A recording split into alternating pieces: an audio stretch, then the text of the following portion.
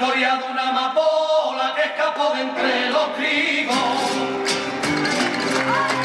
Que escapó de entre los trigos. La historia de una amapola que escapó de entre los trigos. La historia de una amapola que escapó de entre los trigos. Que escapó de entre los trigos. Dicen que la vio el almendro. Dicen que la vio el olivo. Dicen que la vio la luna por el medio del camino.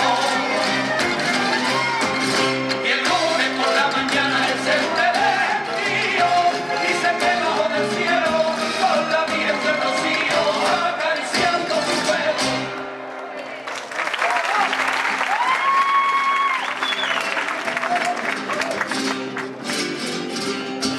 La historia de una pastora que salió de su cortijo. La historia de una pastora que salió de su cortijo. La historia de una pastora que salió de su cortijo. Que salió de su cortijo.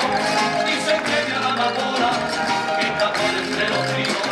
Con la que estaba jugando el divino pastorcillo.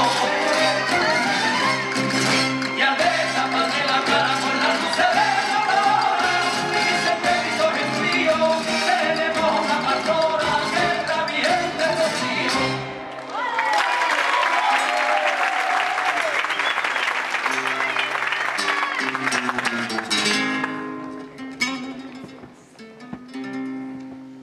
La historia de una paloma que bajó desde los cielos.